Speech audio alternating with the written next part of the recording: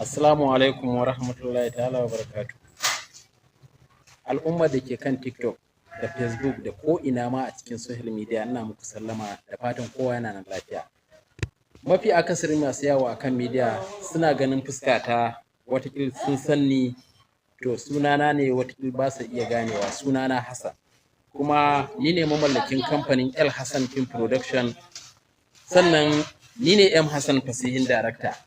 Ga wani mining nan da nake so kowa ya zo ya yi ya samu alheri, za a yi KYC ɗinsa nan ba da daɗewa ba. Shi wannan application ɗin na Berry akwai coins da ake tarawa, ake mining. Kana aiki da shi za ka ringa tara coins. Wannan coins ɗin idan ka tara guda 1000, kun san nawa ne farashin shi? Darajar shi naira 800. Naira 800 a dala 500 kenan, dala 500. Idan ka tara coins ɗin nan guda 2000 ya kama nawa kenan ka sani? Kusan naira 2500 kenan fa. Dala 2500 kusan naira miliyan 3 da wani abu. Miliyan 3,700. So bari ga muku wani abu, babban kuskuren da zaka yi ka zo baka bude wannan app din ba. Kuma kyauta ne, baka bukata kasa ko sisi. Kyauta ne, komai kyauta ne. Kawai abin da ake bukata zaka yi liking, kamar yadda zaka yi liking din wata mutum so daya a rana. Kaga wata mutum ka je kai liking haka a Facebook, to shikenan. To wannan fa a Facebook liking nawa kake yi, an taba baka kuɗi? A Instagram ko TikTok an taɓa cewa ba tura ma da kuɗi? Duk liking ɗin da take mutane. To wannan dama ce, liking kawai zaka yi so ɗaya, in kai liking ɗin ba za ka ƙara yi ba sai kuma gobe. Idan kana bukata ko kina bukata, ku tsaya ku kalli farkon bidiyon nan har ƙarshe.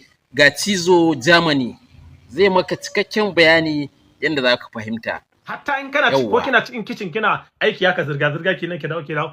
Tara ma kuɗi yake yi, wallahi kun ji na rantse da Allah. So ka kallo wannan bidiyon yanda ake bude shi, kuma ina so amfani da wannan daman ku kiyaye, yanzu abubuwa da yawa sun shigo da ake cewa ka sa kuɗi 100,000 ko miliyan 1 za a ringa baki naira 10,000 duk sati ko wannan.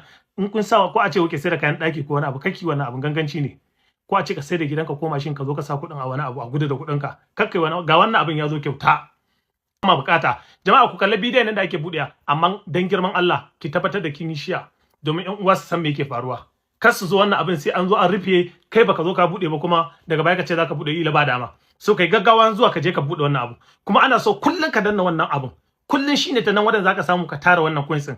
Kullun in ka kalla bidiyon na gani, kullun sai ka yawan tara dalarka, yawan tara naira ko kuma sefa ko kuma kudin Ghana ko kudin chat. Mu je zuwa da farko ka shiga cikin Play Store ka je ka rubuta wannan sunan na Berry Chat, ka yi downloading din shi kamar yadda ka ganshi a rubuce. Abu na biyu zai nuna maka wannan shafin a ƙasa a rubuta OK, sai ka danna OK. Abu na uku zaka danna allowed. A mataki na 4 za a nuna maka wannan shafin sai ka ce continue with Google, sai kuma ka zaɓa email ɗin da za ka yi amfani da shi.